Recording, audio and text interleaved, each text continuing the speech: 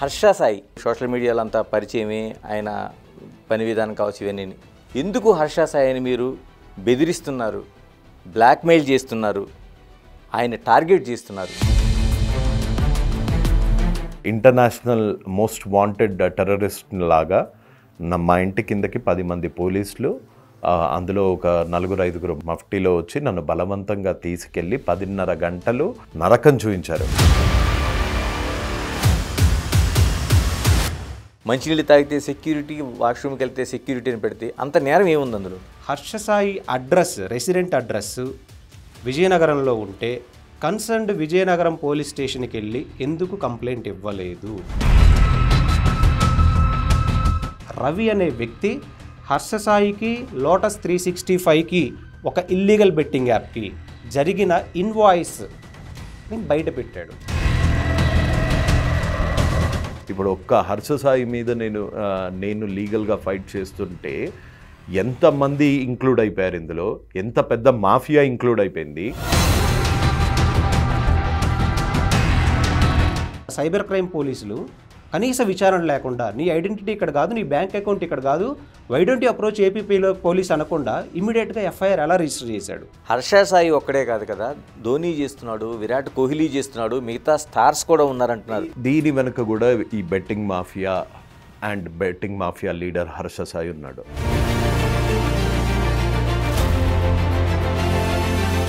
ఎవరెవరి బ్యాంక్ అకౌంట్లు కావాలో 10 ఏళ్ళ బ్యాంక్ అకౌంట్లతోనే వచ్చి కూర్చుంటాను. లైవ్ డిబేట్లో ఎక్కడన్నా నేను ఛాలెంజ్ చేస్తాను. ఓపెన్ ఛాలెంజ్ అంటే బిగ్ టీవీ వేదికగా మీరు మొత్తం పెట్టడానికి రెడీగా ఉన్నారు? మొత్తం ఫ్యామిలీ మెంబర్స్, ఫ్రెండ్స్, ప్రతి ఒక్కళ్ళది 10 ఏళ్ళ బ్యాంక్ అకౌంట్ స్టేట్మెంట్ తోని నువ్వు నీ ఫ్యామిలీది, నీ వెనకాల ముసుగు వీరులది బ్యాంక్ అకౌంట్స్ తీసుకొని ఏ లైవ్ డిబేట్ లో నువ్వు వచ్చి కూర్చుంటావో చెప్పు, నేను వస్తాను. ఇప్పుడు హర్ష సాయి ఏ అడ్రస్ అయితే కంప్లైంట్ ఇచ్చాడో, ఏ అడ్రస్ పెట్టి క్లెయిమ్ చేస్తూ కంప్లైంట్ ఇచ్చాడో ఆ అడ్రస్ ఇమ్రాన్ది.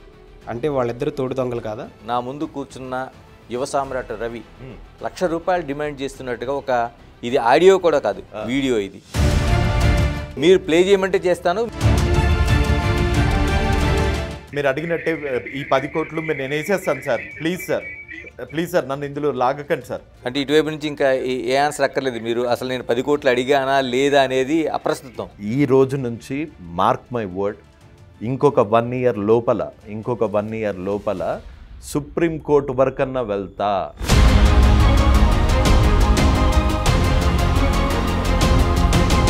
బెట్టింగ్ యాప్స్ ప్రమోషన్స్ పరిధి దాటి ఒక మాఫియాగా విస్తరిస్తున్నాయి. దీంతో కేసులు, ప్రతి కేసులు, ఇలా ఎక్కడ చూసినా ఇదే చర్చ. దీనిపై సోషల్ మీడియాలో జరుగుతున్న రాద్ధాంతం అంతా ఇంత కాదు.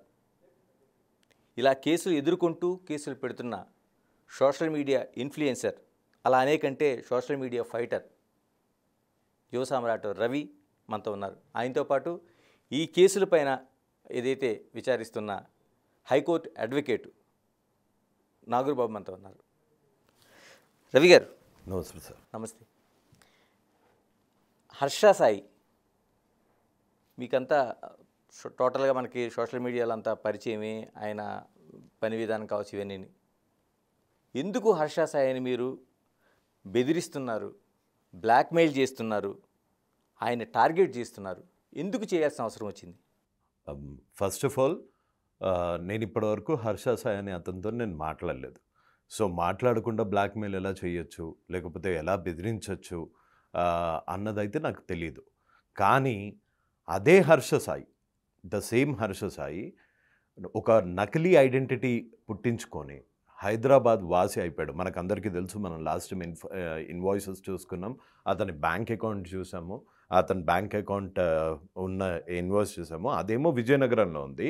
ఈయన సడన్గా all of a sudden Hyderabad నివాసి అయిపోయి మన CCS బషీర్బాగ్ CCSలో ఒక కంప్లైంట్ ఇచ్చి, నేను 10th కంప్లైంట్ ఇస్తే, మీకు ఆ రోజు గుర్తే ఉంది, నేను మీతో కూడా చర్చించాకే ఒక కంప్లైంట్ రిజిస్టర్ చేయడం జరిగింది. జూలై 10th అతని మీద కంప్లైంట్ ఇవ్వడం జరిగింది. కానీ దాన్ని మటుకు నాన్ కాగ్నిజబుల్ అఫెన్స్ లాగా చిత్రీకరించి కోర్టు దగ్గర నుంచి ఎఫ్ఐఆర్ బుక్ చేయడానికి కూడా కోర్టు దగ్గర నుంచి పర్మిషన్ తీసుకొని ఒక 20th ఎఫ్ఐఆర్ బుక్ చేశారు.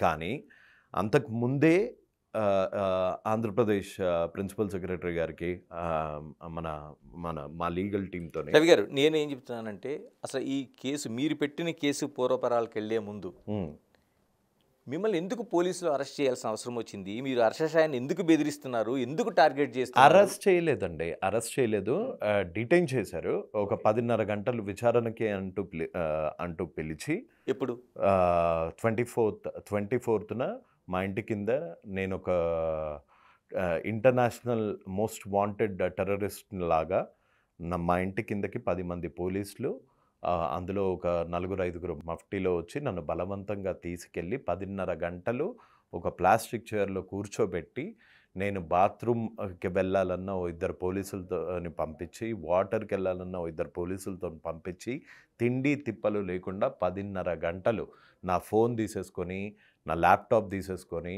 నాకు ఎటువంటి కమ్యూనికేషన్ లేకుండా, సాటర్డే, సండే, మండే నేను ఎవ్వరికి కాల్ చేసుకోవడానికి వీలు లేకుండా, నేను ఎవ్వరికి మెసేజ్ కనీసం మా అడ్వకేట్ గారిని కూడా పిలుచుకోవడానికి వీలు లేకుండా ఒక 10:30 గంటలు నరకం చూపించారు.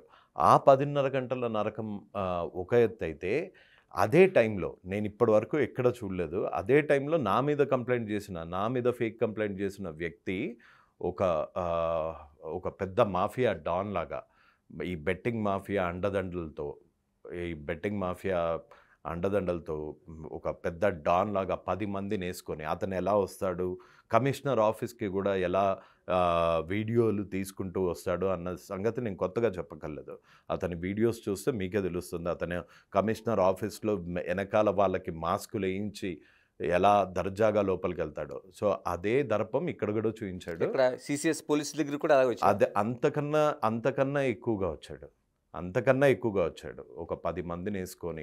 హర్షసాయి అంటే మీకు పైన కేసు పెట్టిన పోలీస్ స్టేషన్కి ఆయన వచ్చాడు. పోలీస్ స్టేషన్కే వచ్చి ఆ 10 గంటలు అక్కడ ఉండి రాక్షస ఆనందం పొందాడు. ఇప్పుడు చెప్పండి ఎవరిది బ్లాక్మెయిల్? ఇప్పుడు చెప్పండి ఎవరిని బెదిరిస్తున్నారు, ఎవరిని పర్సనల్ టార్గెట్ చేస్తున్నారు? నేను లీగల్ రూట్లో పోలీస్ స్టేషన్ ఆశ్రయించి, మీడియాను ఆశ్రయించి, ప్రిన్సిపల్ సెక్రటరీ గారికి మా అడ్వకేట్ ద్వారా లెటర్ పెట్టి, ఆంధ్రప్రదేశ్లో ఇతని పప్పులు ఉడకవు, అక్కడ ఐటీ మినిస్టర్ని కలవడం జరిగింది, రిప్రజెంటేషన్ ఇవ్వడం జరిగింది, మొత్తం ఇతని గురించి, ఈ బెట్టింగ్ మాఫియా గురించి క్లియర్ ఎక్స్ప్లెనేషన్ ఇవ్వడం జరిగింది. దాని రెగ్యులేషన్ మీద వర్క్ చేస్తున్నాము, రెగ్యులేటింగ్ ది రెగ్యులేటర్స్ అంటారు దాన్ని, అది కూడా చేస్తున్నాము. తర్వాత ఇక్కడ మన లాయర్ గారు డీజీపీ గారికి పెట్టారు, హైకోర్టులో పిల్ వేయడానికి సర్వం సిద్ధమైంది, and at the same time తెలంగాణలో కూడా పిల్ వేయడానికి సిద్ధమవుతున్నాము అని తెలిసి తెలంగాణ పోలీసులని తప్పుదోవ పట్టించే ఒక నకిలీ ఆధారం సృష్టించి, ఒక అడ్రస్ ప్రూఫ్ సృష్టించి, తన తెలంగాణ నివాసి అని క్లెయిమ్ చేసుకుంటూ తెలంగాణ పోలీసులని తప్పుదోవ పట్టించాడు. అంటే ఏం చేశాడు రవి? అంత నేరం ఏం చేశాడు నేరం? 10 మంది పోలీసులు వచ్చి మిమ్మల్ని అంత నిర్బంధించాల్సిన అవసరం ఏం నేరం చేశాడు? ఇది హర్షసాయి ఒక్కడు చేయగలిగాడు అని అనుకోవట్లేదు, ఇది మొత్తం బెట్టింగ్ మాఫియా కలిపి చేయగలిగింది. ఏం పెట్టారు అంటే ఏం నేరం మోపుతారు? ఐడెంటిటీ థెఫ్ట్, ఇంకా బిఎన్ఎస్, అది మా లాయర్ గారు క్లియర్గా ఎక్స్ప్లెయిన్ చేయగలుగుతారు. నాగూర్బాబు గారు, ఏంటి అంత నేరమా అసలు? అంటే ఇప్పుడు పెట్టిన కేసులు ఏంటి అంటే 10 మంది పోలీసులు వచ్చి అతని సెల్ ఫోన్ని, ల్యాప్టాప్ని మొత్తం చేసి, ఎవరితో మాట్లాడకుండా, మంచినీళ్ళు తాగితే సెక్యూరిటీ, వాష్రూమ్కి వెళ్తే సెక్యూరిటీని పెడితే అంత నేరం ఏముంది అందులో? యాక్చువల్గా అతను ఇచ్చిన కంప్లైంట్లో రవి చెప్పినట్లుగా హర్షసాయి ఒక్కడు పని చేయలేదండి. ఓకే, బెట్టింగ్ మాఫియా పనిచేసింది అనేది వాస్తవం. ఎందుకు అనంటే, ఇక్కడ మనం లీగాలిటీస్ చెక్ చేసుకుంటే హర్షసాయి ఏం క్లెయిమ్ చేస్తున్నాడంటే, నా బ్యాంక్ అకౌంట్ని ఇతని ఇన్స్టాగ్రామ్ అకౌంట్లో పోస్ట్ చేశాడు, ఆ పోస్ట్ చేయడం వల్ల అతనికి జరిగిన నష్టం ఏంటి? పోస్ట్ చేశాడు కాబట్టి ఇది సైబర్ నేరం, ఐటీ యాక్ట్ వైలేట్ అవుతుంది, కాబట్టి ఇతని మీద చర్యలు తీసుకోండి అని హర్షసాయి ఇచ్చిన కంప్లైంట్. అయితే ఇక్కడ మనం కొన్ని అంశాలు పరిగణలోకి తీసుకోవాలి.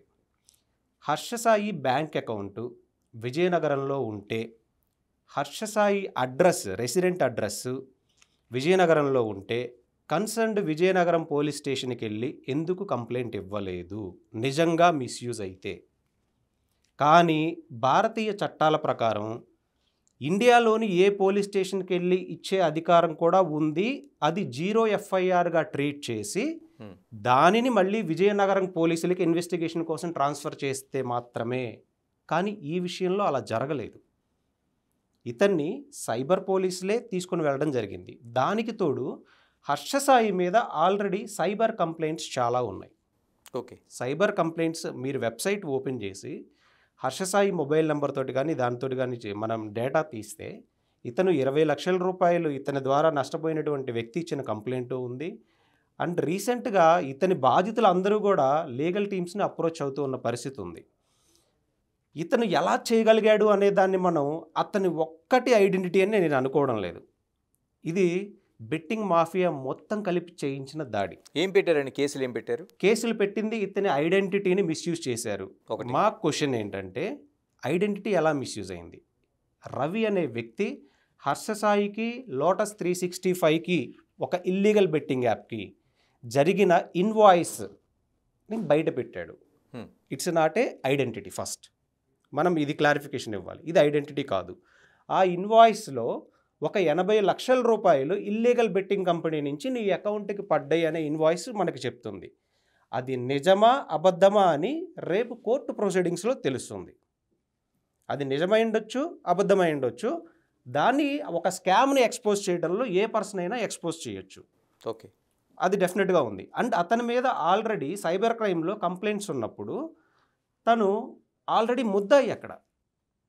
And at the same time July 1వ తారీఖున రవి ఏపీ పోలీసులకి ఈ సెక్షన్లో ఏ సెక్షన్లు పెట్టారండి అసలు తన పైన? ఐటీ యాక్ట్ అండి. IT act 66C identity theft. Okay, identity theft నీ బ్యాంక్ అకౌంట్ని అతను దొంగతనం చేశాడా, నీ బ్యాంక్ అకౌంట్ పాస్వర్డ్ని దొంగతనం చేసి నీకు రావాల్సిన లావాదేవీల్ని అతని దానికి ఏమైనా మిస్యూజ్ చేశాడా, నీ క్రెడిట్ కార్డుని ఏమైనా పోస్ట్ చేసి నీ పిన్ నెంబర్ని పోస్ట్ చేసి దీన్ని నా ఫ్యాన్స్ అందరూ యూజ్ చేయండి అని ఏమైనా చెప్పాడా? ఇవన్నీ ఏం జరగలే. అక్కడ ఒక స్కామ్ని ఎక్స్పోజ్ చేశాడు. దానివల్ల 10 రూపాయల నష్టం కూడా అతనికి జరగలేదు. ₹1 నష్టం కూడా అతనికి జరగలేదు. And at the same time 352 criminal intimidation పెట్టారు. అంటే ఏంటి? అతను ఏదైనా లీగల్గా చేయాలి అనుకుంటే అతనికి డేంజర్ కానీ థ్రెట్ కానీ ఉంది ఇతని వల్ల అనుకుంటే, ఎలాంటి థ్రెడ్ ఉంది అతనికి? లీగల్గా అతనికి ఎలాంటి థ్రెడ్ లేదు కదా. అతనే చేస్తుంది ఫస్ట్ ఇట్ సెల్ఫ్ వైలేషను. ఇక్కడ మనకు ఆంధ్రప్రదేశ్, తెలంగాణ, ఈ తెలుగు రాష్ట్రాల్లో ఉన్న ప్రజలందరికీ లీగల్కి ఇల్లీగల్కి మధ్య చాలా మిస్కమ్యూనికేషన్ ఉందండి ఈ గేమింగ్ కంపెనీస్ గురించి. ఓకే, ఒక ధోని ప్రమోట్ చేస్తున్నాడు, లేకపోతే సెలబ్రిటీస్ ప్రమోట్ చేస్తున్నారు, వాళ్ళంతా ఎందుకు లైబుల్ అవ్వట్లేదు అనే క్వశ్చన్ కూడా మనకి రైజ్ అవుతూ ఉంది.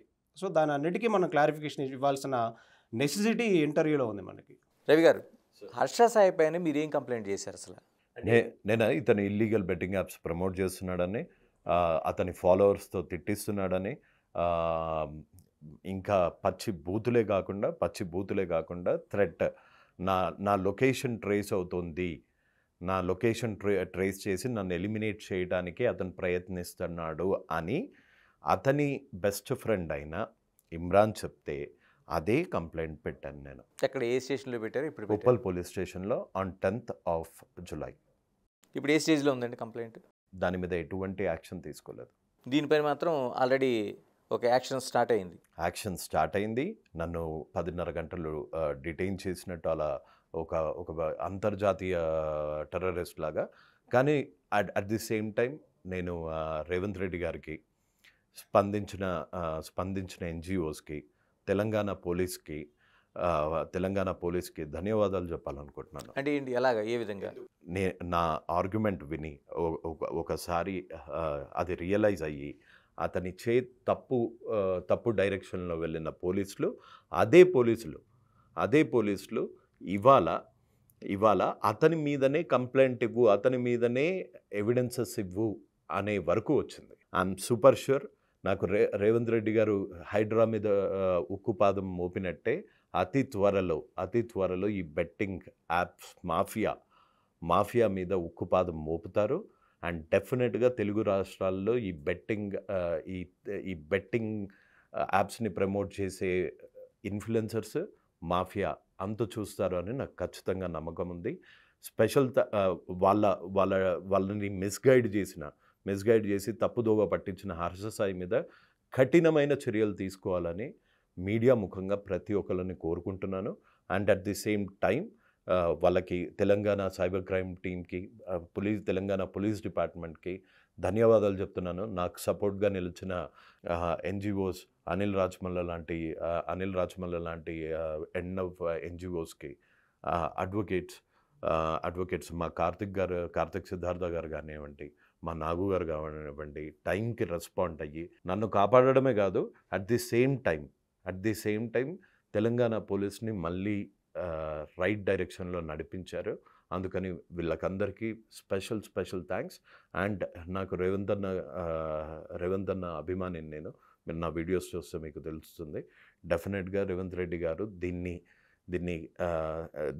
ఏదో ఒక స్టేజ్లో దీని మీద స్పందించి ఈ బెట్టింగ్ మాఫియాని అంతం చేస్తారు అని నాకు ఖచ్చితమైన సమాచారం ఉంది. రవి, నేను సూటిగా అడగదలుచుకున్నాను. సిసిఎస్ పోలీస్ స్టేషన్లో ఉండగా సేమ్ అదే స్టైల్లో హర్ష సాయి వచ్చారని చెప్తున్నారు. మీరు చూసారా? చూశారు. అక్కడ ఉన్న వందలాది మంది చూశారు. కింద సెక్యూరిటీ గార్డ్ దగ్గర నుంచి పైన వరకు చూశారు. మీరు కావాలంటే కెమెరా ఫుటేజ్ తీసుకోండి. మీరు మీడియా కదా, మీరు అడిగితే ఏ ఫుటేజ్ అన్నా ఇవ్వాలి. మీరు చెప్పాలి. ఒక కేసు పెట్టిన తర్వాత రావాల్సిన అవసరం ఉందా పోలీస్ స్టేషన్కి? ఆ విధంగా వచ్చాడంటారా? అలా రాలేదండి. కేసు పెట్టిన తర్వాత అతను 15వ తారీఖున ఎఫ్ఐఆర్ రిజిస్టర్ చేస్తే, 15వ తారీఖున కంప్లైంట్ ఇస్తే సేమ్ డే ఎఫ్ఐఆర్ రిజిస్టర్ అయింది. Okay, same day. కానీ రవి 10వ తారీఖున ఉప్పల్ పోలీస్ స్టేషన్లో కంప్లైంట్ ఇస్తే 20వ తారీఖున రిజిస్టర్ అయింది. 10 days గ్యాప్ ఎందుకు వచ్చింది అంటే ఏమైనా డిపార్ట్మెంటల్గా ఇంటర్నల్ కమ్యూనికేషన్ ఏమైనా జరిగిందా? అండ్ రవి పెట్టిన కేసులో ఇంకా కొన్ని యాక్ట్స్ ఇంక్లూడ్ అవుతాయి, కొన్ని సెక్షన్స్ ఇంక్లూడ్ అవుతాయి. అవి ఎందుకు ఇంక్లూడ్ చేయలేదు? దాన్ని ఎందుకు ఒక నాన్ కాగ్నిజబుల్ ఎఫెన్స్గా చిత్రీకరించడానికి ప్రయత్నించారు? కాగ్నిజబుల్ ఎఫెన్స్ని ఇక్కడ ఒక ఫేక్ ఐడెంటిటీని క్రియేట్ చేస్తే అసలు మీరు సైబర్ క్రైమ్ పోలీసులు కనీస విచారణ లేకుండా నీ ఐడెంటిటీ ఇక్కడ కాదు, నీ బ్యాంక్ అకౌంట్ ఇక్కడ కాదు, వై డోంట్ యూ అప్రోచ్ ఏపీలో పోలీస్ అనకుండా ఇమ్మీడియట్గా ఎఫ్ఐఆర్ ఎలా రిజిస్టర్ చేశాడు? దాన్ని 0 ఎఫ్ఐఆర్గా ఎందుకు ట్రీట్ చేయలేదు? ఈవెన్ రిజిస్టర్ చేసినా కానీ. చేసిన తర్వాత ఇతను ఏ కాజ్ కోసం ఫైట్ చేస్తున్నాడో ఏపీ తెలంగాణ ప్రజలందరికీ తెలుసు. ఇల్లీగల్ బెట్టింగ్ మాఫియా మీద పోరాడుతున్నారు. ఆ కాజ్ తెలిసినటువంటి పోలీసులు సైబర్ క్రైమ్ కూడా బెట్టింగ్ మాఫియా మీద పోరాడుతుంది కాబట్టి నిజ నిజాలు అర్థం చేసుకోలేని స్టేజ్లో ఉన్నారా? ఇతన్ని ఒక టెర్రరిస్ట్ లాగా ఒక 10 మంది పోలీసులను ఇంటికి పంపించి తన ఫోన్స్, మొబైల్, ల్యాప్టాప్స్ తీసేసుకొని అనాథరైజ్డ్గా డిటైన్ చేయాల్సిన నెసెసిటీ ఉందా? అంటే దీని వెనకమాల బెట్టింగ్ మాఫియా హర్ష సాయి లేడని మీరు అనుకుంటున్నారా? హర్ష సాయి ఉన్నాడు కాబట్టే ఇతన్ని 24వ తారీఖు అరెస్ట్ చేస్తే, అంటే తీసుకొని వెళ్తే విచారణ నిమిత్తం 10 గంటలు డిటైన్ చేసిన సమయంలో ఎలాంటి కమ్యూనికేషన్ లేకుండా హర్ష సాయి, ఎక్కడో ఉండే హర్ష సాయి సడన్గా 10 మందిని తీసుకొని, ఇమ్రాన్ అనే వ్యక్తిని తీసుకొని అక్కడికి ఎలా రాగలిగాడు? అంటే ప్రజలకి ఈ మాత్రం అర్థం కాదంటారా?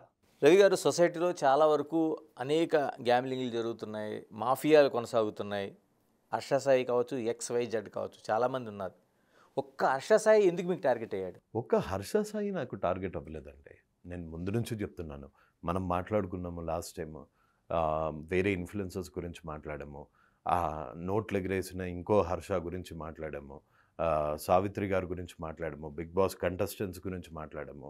మీరు ఒక్కసారి నా ఇన్స్టాగ్రామ్ ఓపెన్ చేస్తే ప్రతి ఇన్ఫ్లుయెన్సర్స్ బెట్టింగ్ ప్రమోట్ చేసే చిన్న చితకా దగ్గర నుంచి పెద్ద పెద్ద హర్ష సాయి వరకు నేను హర్ష సాయి ఇది మొదలుపెట్టాడు, 2000 సేవ ముసుగులో ఇదంతా మొదలుపెట్టాడు అని మాత్రమే ఇనీషియల్గా హర్ష సాయి దానికి చూశాను.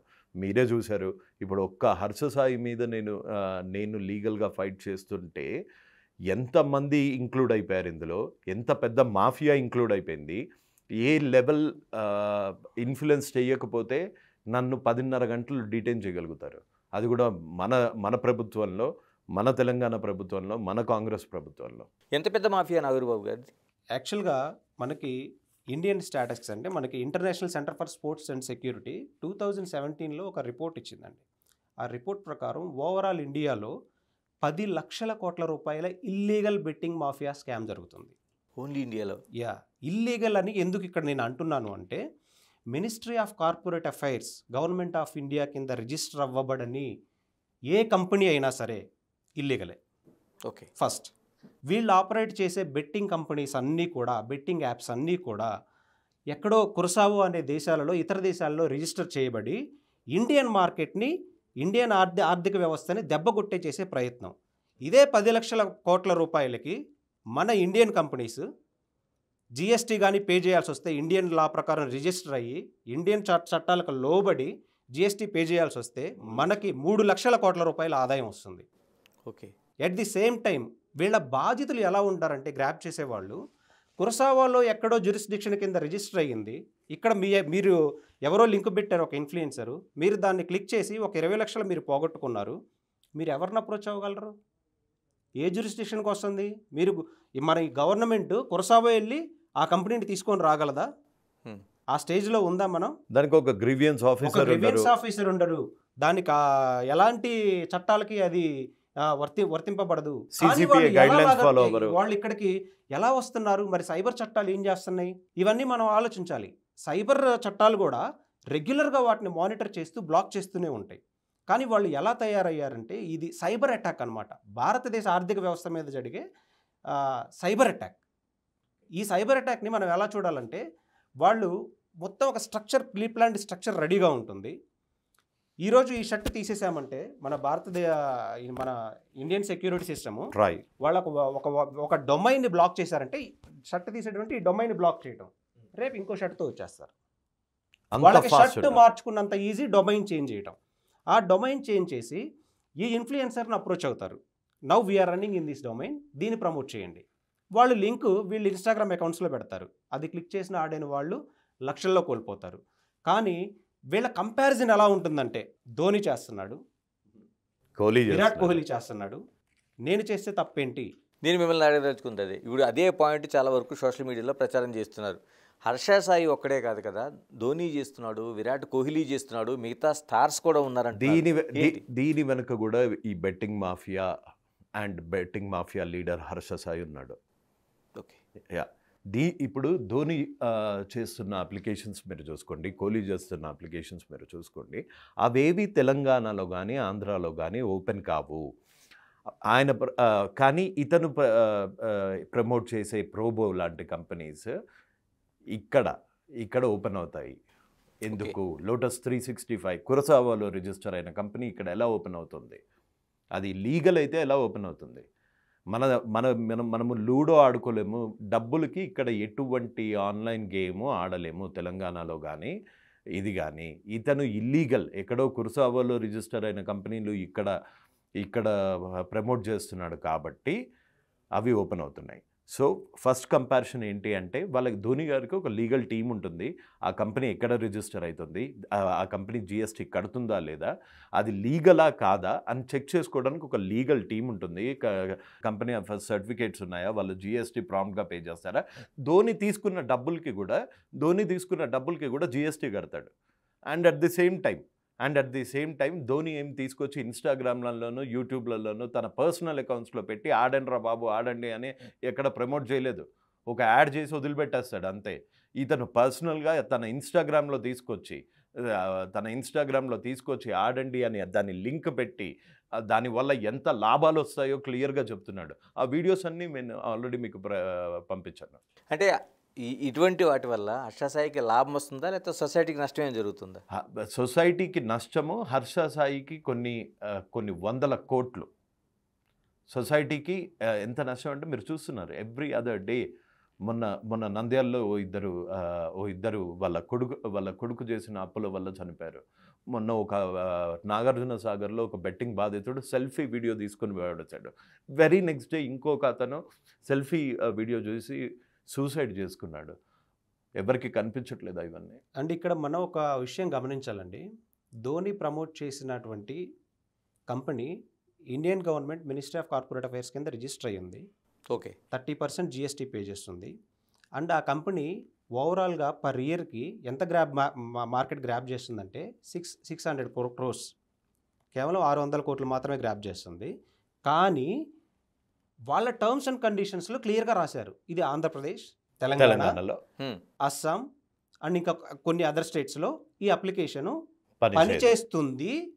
ఫ్రీ అంటే ఫ్రీ గేమ్స్ మాత్రమే మీరు ఆడగలరు. ఓకే. అమౌంట్ పెట్టి మీరు ఆడలేరు. దానిలో ఇప్పుడు ఫర్ ఎగ్జాంపుల్ ఏదైనా ఫ్రీ గేమ్ ఉంది, ఆ ఫ్రీ గేమ్ మీరు ఆడొచ్చు. కానీ మీరు ఎప్పుడైతే మీ మొబైల్ నెంబర్ ఇస్తారో, మీ ఐడి ప్రూఫ్ అప్లోడ్ చేస్తారో, ఆటోమేటిక్గా మీరు అమౌంట్ క్రియేట్ చేయాలంటే క్రెడిట్ చేయలేరు దానిలో. ₹1 కూడా అదొకటి credit చేయలేరా? గమనించాలి. నెక్స్ట్ దానికి ఒక గ్రీవెన్స్ రెడ్రెసల్ మెకానిజం ఉంది. దాన్ని మన కన్జ్యూమర్ ప్రొటెక్షన్ కింద యాక్ట్స్ ఫాలో అవుతుంది. 24 గంటల్లో ఏదైనా జరిగితే గ్రీవెన్స్ రెడ్రెసల్ ఆఫీసరు ఎవరైతే ఉన్నారో కన్సర్న్డ్ పర్సన్ రెస్పాండ్ అవ్వాలి. అది కూడా కాకుండా ఏదైనా లీగల్ వైలేషన్ కానీ లేదన్నా స్కామ్ కానీ జరిగింది అనిపిస్తే మన ఇండియన్ జ్యూరిడిక్షన్ కింద ముంబై హైకోర్టులో కానీ ఢిల్లీ హైకోర్టులో కానీ మనం ఫైల్ చేసుకొని న్యాయం పొందే అవకాశం ఉంది. కానీ ఈ కురసావాలో రిజిస్టర్ అయిన కంపెనీ స్కామర్ అక్కడ కూర్చొని వాళ్ళు ఈజీగా ఒక 20 లక్షలు మన అకౌంట్లో నుంచి కొట్టేసేస్తే ఎవరు రెస్పాన్సిబిలిటీ తీసుకుంటారు దాన్ని? హర్షసాయి ప్రమోట్ చేసినందుకు హర్షసాయి రెస్పాన్సిబిలిటీ ఇప్పుడు అతనే తీసుకోవాలి దీన్ని. ఇలాంటి ప్రమోటర్సే తీసుకోవాలి, అంతే కదా. మనం ఏం చెప్తుంది నాగూర్ గారు? గేమింగ్ యాక్ట్ అటు ఏపీ కావచ్చు తెలంగాణ కావచ్చు ఏం చెప్తుంది అసలు? గేమింగ్ యాక్ట్ అనేది మనకి ఇల్లీగల్ బెట్టింగ్ అనేది, ఇల్లీగల్ బెట్టింగ్ యాప్స్ కానీ లీగల్ బెట్టింగ్ యాప్స్ అయినా కానీ మనీతోటి యూజ్ చేసి ఆటలు ఏవి కూడా ఆడకూడదు. తెలంగాణ యాక్ట్ ప్రకారం, గేమింగ్ యాక్ట్ ప్రకారం. అంటే ఓవరాల్ ఇండియా వైడ్గా చూసుకుంటే కొన్ని స్టేట్స్ యాక్సెప్ట్ చేసినాయి. అందుకే డ్రీమ్ ల్యాండ్ అనే కంపెనీ కానీ లేదా ఈ వింజో అనే కంపెనీస్ కానీ ఇండియన్ గవర్నమెంట్ జ్యూరిస్డిక్షన్ కింద మినిస్ట్రీ ఆఫ్ కార్పొరేట్ అఫైర్స్ కింద రిజిస్టర్ అవ్వబడి 30% GST పే చేస్తూ ఏ స్టేట్స్లో ఆపరేట్ చేయాలి, ఏ స్టేట్ లాస్ మనకు యాక్సెప్ట్ చేస్తున్నాయి అని అన్ని మానిటరింగ్ చేస్తూ చట్టాలకు లోబడి పరిధిలో ఉన్నటువంటి యాప్స్. కానీ ఇతను ప్రమోట్ చేసేవన్నీ ఇల్లీగల్ బెట్టింగ్ యాప్స్ అని చెప్తున్నా. ఈ రెండింటికి చాలా సింపుల్గా మనం ఒకటే కన్సిడర్ చేసుకోవాలి. ధోని దగ్గర ఒక లైసెన్స్డ్ గన్ ఉంది, ఇతని దగ్గర ఒక తీవ్రవాది ఇచ్చినటువంటి గన్ ఉంది. ఈ రెండింటిని మనం ఒకేలా చూడాలా? అతను చేసే కంపారిజన్ అలాగే ఉంది. ఒక లైసెన్స్డ్ గన్ తీసుకోవడానికి రెండు వెపన్సే, రెండింటి ద్వారా జరిగే నష్టం ఒకటే. కానీ దీనికి లైబిలిటీ ఉంది. ఇతను తీసుకోవాలంటే ఒక ఎస్పీ గారి దగ్గర నుంచి కానీ ఇతను కూడా థ్రెడ్ ఏంటి, ఇతని సర్టిఫికేట్స్ అన్ని, ఇతను షూటింగ్ నేర్చుకున్నాడా లేదా అనేవన్నీ చూసుకొని ఎస్పీ గారి దగ్గర నుంచి గవర్నమెంట్ నుంచి పర్మిషన్ తీసుకొని ఇతను గన్ తీసుకొని ఉన్నాడు. నువ్వేం చేసావంటే ఒక టెర్రరిస్ట్ బ్లాక్ మార్కెట్లో అమ్మింది అని తీసుకొని వచ్చి పెట్టుకున్నావు. ఈ రెండింటిని ఒకేలా ఎప్పటికీ మనం కంపారిజన్ చేయకూడదు. కరెక్ట్. అండ్ ఇంకొకటి, ప్రజలలో ఏంటంటే ఈ ఎక్కువ majority of the illegal betting apps ఎవరైతే యూజ్ చేసే వాళ్ళంతా కూడా 14 ఇయర్స్ నుండి 22 ఇయర్స్ లోపు ఉన్న వాళ్ళు ఉన్నారు. వాళ్ళకి ఇంత లీగాలిటీ తెలిసే అవకాశం లేదు. ఫస్ట్ ఎవరు చెక్ చేస్తారు ఇది మినిస్ట్రీ ఆఫ్ కార్పొరేట్ అఫైర్స్ కింద రిజిస్టర్ అయ్యిందా, 30% పే చేస్తున్నారా లేదా అని చెక్ చేసే పాసిబిలిటీ 1% కూడా ఉండదు. ఎంతసేపు వాళ్ళు ఏం ఆలోచిస్తారంటే హర్షసాయి లేదా ఇంకా XYZ ఎవరైనా అయి ఉండొచ్చు, వాళ్ళు చెప్తున్నారంటే ఇట్స్ ఎ ట్రస్ట్, మనం నమ్మొచ్చు, మనం ఆడొచ్చు అన్న పాయింట్ ఆఫ్ వ్యూని మాత్రమే వాళ్ళు ఆలోచిస్తారు. అందుకే వాళ్ళు లక్షల రూపాయల్లో కోట్ల రూపాయల్లో నష్టపోతూ ఉన్నారు. మనకి ఇక్కడ survey the security and scientific research association చెప్పే ప్రకారం ఈ 10 లక్షల కోట్ల రూపాయలు ఏదైతే ఉన్నాయో ఇవి తీవ్రవాద సంస్థలకి ఫండింగ్గా వెళ్తున్నాయి అని చెప్తుంది. ఓకే, ఎవరికి ఎఫెక్ట్ అండి? భారతదేశ ఆర్థిక వ్యవస్థ కాబట్టి మన ఇండియన్ సెక్యూరిటీ సిస్టమ్కి ఎఫెక్ట్, మన యువతకి ఎఫెక్ట్, మన నేషనల్ సెక్యూరిటీకి ఎఫెక్ట్. వీటన్నిటిని ఎందుకు ప్రభుత్వాలు గుర్తించట్లేదు? ఎందుకు ప్రజలు దీన్ని ఇంకా చైతన్యవంతంగా ముందుకొచ్చి తీసుకొని వెళ్ళట్లేదు అనేది మనం గమనించాలి.